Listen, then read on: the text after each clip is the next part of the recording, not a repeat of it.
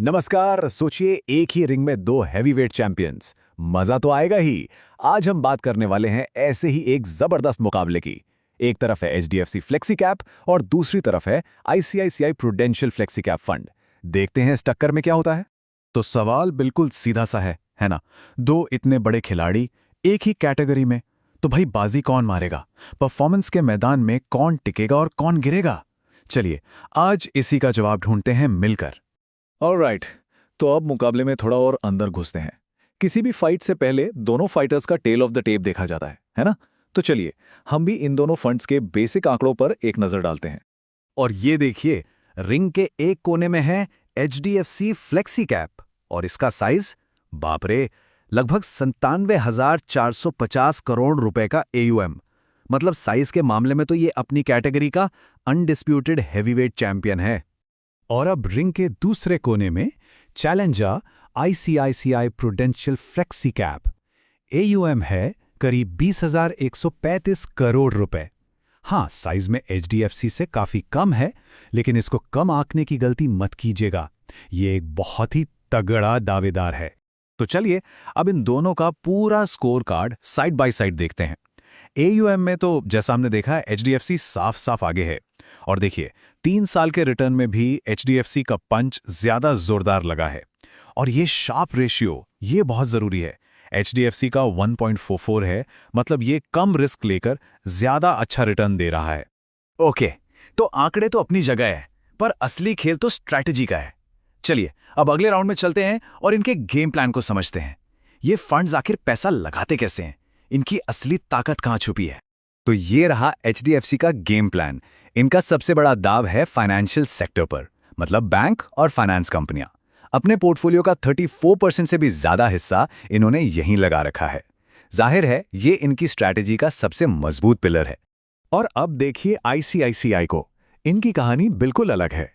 HDFC जहां banking पर दांव लगा रहा है, वहीं आईसीआईसीआई ने अपना सबसे बड़ा दांव खेला है ऑटोमोबाइल सेक्टर पर। लगभग 24% से ज्यादा पैसा गाड़ियों और उनसे जुड़ी कंपनियों में लगा है। तो अब आप समझ रहे हैं ना, ये दोनों फाइटर्स बिल्कुल अलग स्टाइल के हैं। एचडीएफसी एक तरह से अनुभवी क्लासिकल बॉक्सर है, वैल्यू और कॉन्ट्रेरियन स्टाइल। वो ऐसी कंपनियों को ढूंढता है जो अभी अंडरवैल्यूड हैं। वहीं दूसरी तरफ आईसीआईसीआई वो एक एग्रेसिव अटैकिंग प्लेयर है, जो कुछ खास सेक्टर्स पर फोकस करके बड़ा दांव खेलता है। और यहीं पर कहानी बहुत दिलचस्प हो जाती है। आपको लगेगा कि एक ही कैटेगरी के हैं तो एक जैसे ही होंगे, है ना? लेकिन नहीं, इनके पोर्टफोलियो में सिर्फ 35 से 40% का ओवरलैप है। मतलब ये एक दूसरे की नकल नहीं कर रहे। एक निवेशक के लिए इसका मतलब यह है कि वो इन दोनों को अपने पोर्टफोलियो में रखकर असल में डाइवर्सिफिकेशन पा सकता है। तो ठीक है, स्ट्रैटेजी तो समझ आ गई, पर असली सवाल तो परफॉर्मेंस का है। चलिए अब रिंग में इनके असली प्रदर्शन को देखते हैं कि ये रणनीतियां रिटर्न और रिस्क के मामले में कैसा काम करती हैं। बात करें अगर पिछले 3 सालों के सीधे सीधे रिटर्न की, तो यहां एचडीएफसी ने करीब 23.6% के साथ एक जोरदार पंच जड़ा है। आईसीआईसीआई भी पीछे नहीं है, करीब 19.1% पर।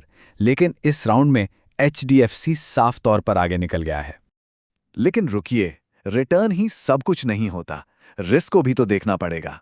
ये स्लाइड दिखा रही है वॉलेटिलिटी, यानी उतार चढ़ाव। और यहां देखिए, आईसीआईसीआई का सफर थोड़ा ज्यादा ऊबड़ खाबड़ रहा है। इसका मतलब है कि इसमें रिस्क एचडीएफसी के मुकाबले थोड़ा ज्यादा है। तो इसका निचोड़ क्या है? एचडीएफसी का शार्प रेशियो बेहतर है, मतलब उसने लिए गए रिस्क के हिसाब से ज्यादा कमा कर दिया है। लेकिन आईसीआईसी की भी अपनी एक खासियत है। जब बाजार बुरी तरह गिरता है तो आईसीआईसीआई अपने निवेशकों को बेहतर तरीके से बचाता है। उसका डाउनसाइड प्रोटेक्शन अच्छा है। तो दोनों की अपनी अपनी ताकत है, एक अटैक में अच्छा तो दूसरा डिफेंस में।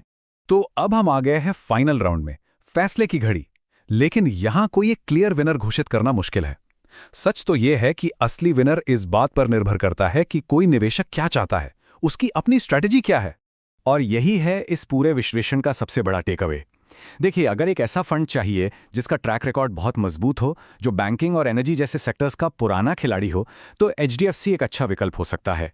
लेकिन अगर कोई अग्रेसिव खेलना चाहता है और उसे लगता है कि आने वाला समय कंज्यूमर और ऑटो सेक्टर का है, तो आईसीआईसीआई उसके लिए सही चैंपियन हो सकता है। लेकिन जाते जाते एक सवाल छोड़ के जा रहा हूं। आज की तारीख में हमने दोनों की ताकत और कमजोरी देख ली, पर बाजार तो हमेशा बदलता रहता है ना?